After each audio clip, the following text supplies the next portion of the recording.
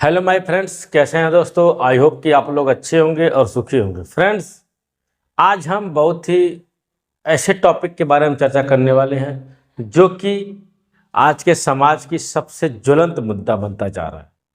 आज हम बात करेंगे सिविल सूट के बारे में।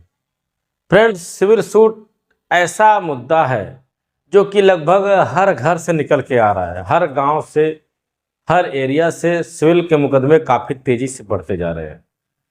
तो हम इसके अंदर समझेंगे आज इस वीडियो में कि सिविल का जो मुकदमा होता है उसका सूट किस स्टेज तक जा सकता है। यानी हमने तो क्रिमिनल के बारे में समझ रखा है कि क्रिमिनल की केस अगर शुरू होती है तो कहाँ पर एंड होती है, लेकिन सिविल के बारे में जानकारी नहीं होने की वजह से लोग बार बार परेशान करते हैं कि इसका मुद्दा कहाँ से कैसे क्या होता है। तो सब कुछ समझेंगे हम इस वीडियो के अंतर्गत, और यह भी बताऊंगा कि सिविल का केस कैसे और कब दाखिल किया जा सकता है। तो फ्रेंड्स नमस्कार, मैं जानकी निषाद एडवोकेट आप सभी को आज बताऊंगा सिविल के बारे में, सिविल सूट के बारे में। तो सिविल सूट, सिविल का, सिविल ट्रायल लिखते हैं ना, सिविल का मुकदमा बोले तो ट्रायल।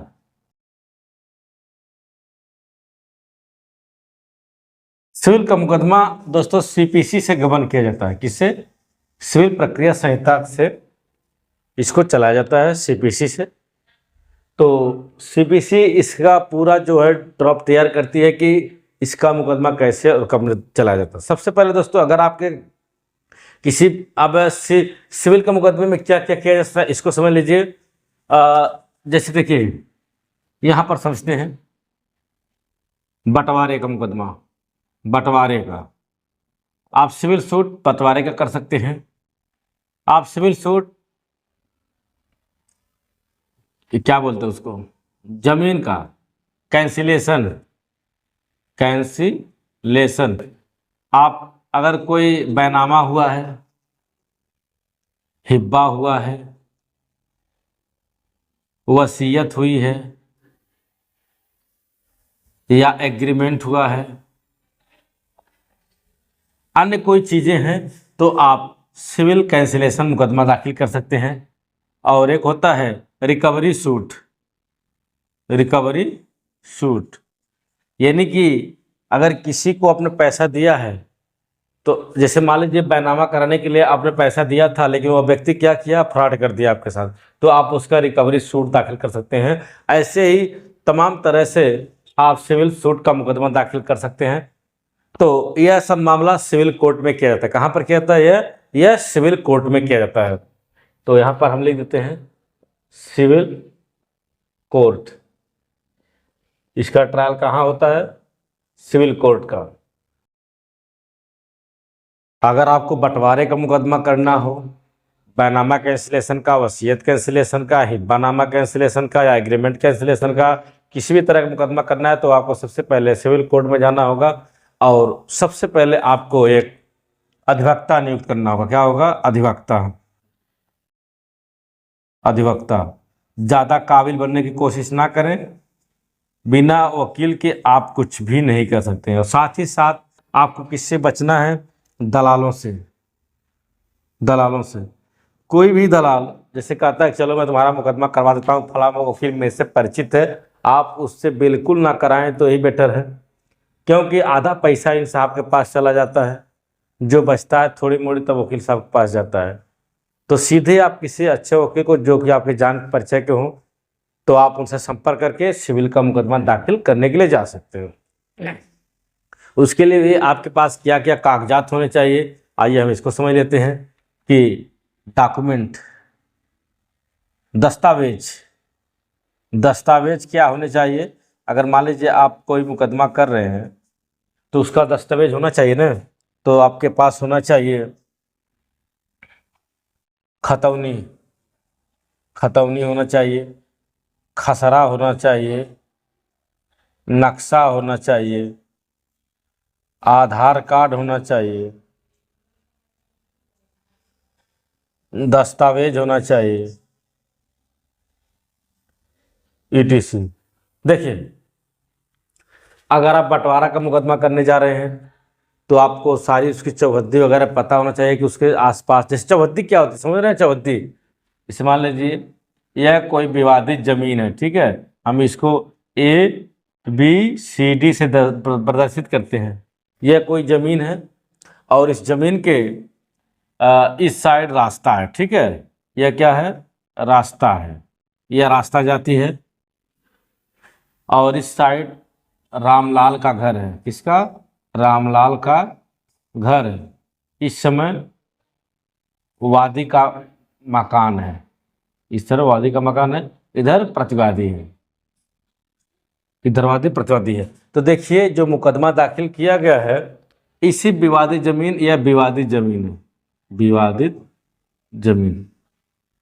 अब देखिए इसका जो नक्शा बनता है इस तरह बनता है, इधर उत्तर, दक्षिण, पूरब, पश्चिम, पश्चिम है।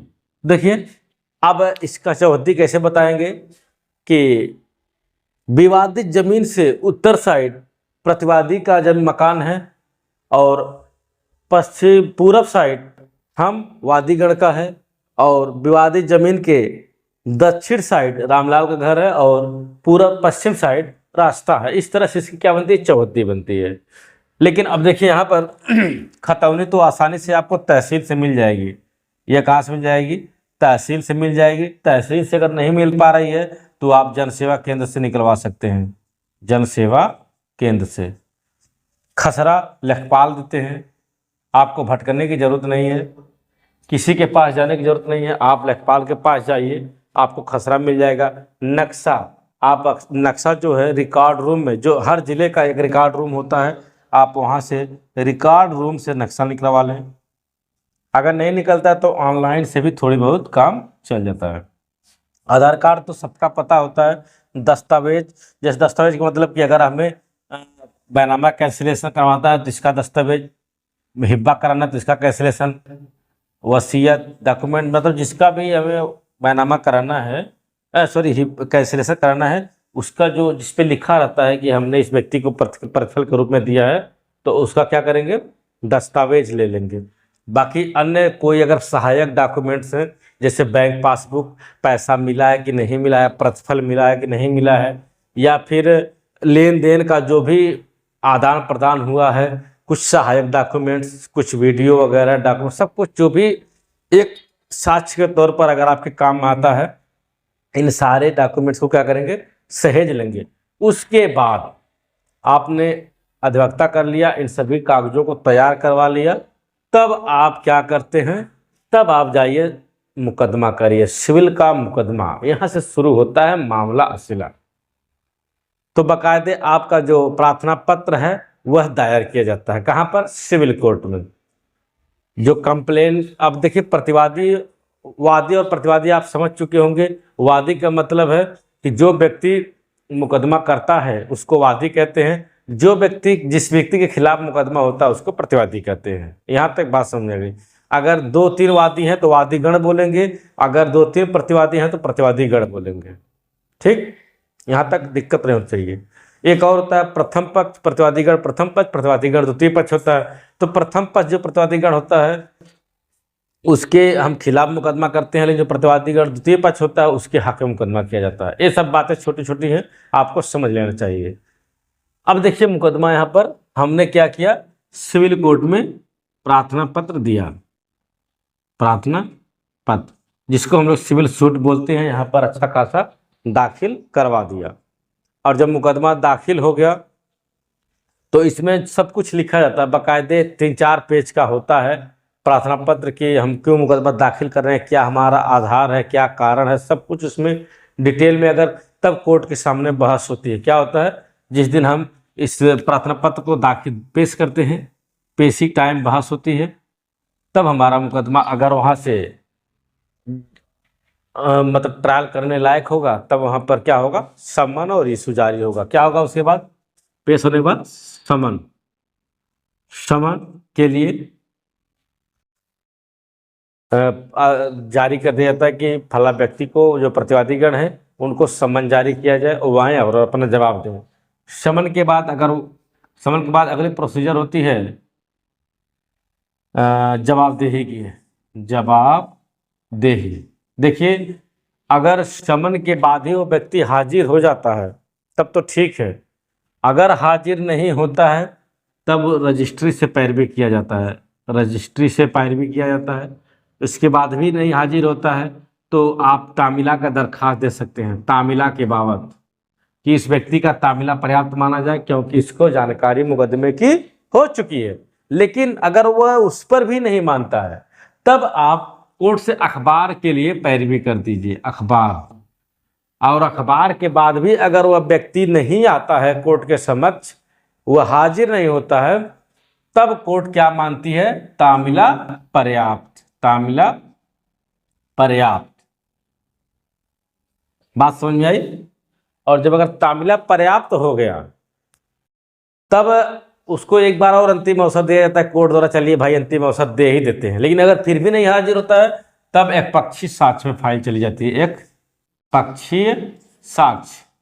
एक पक्षी साक्ष्य में जब फाइल चली गई तब मामला डिसाइड की तरफ है, तब वह जो आदमी मुकदमा होगा उसका बयान होगा, उसके बाद जजमेंट वगैरह हो जाता है। ये तो हो गई एक पक्षी साक्ष्य की।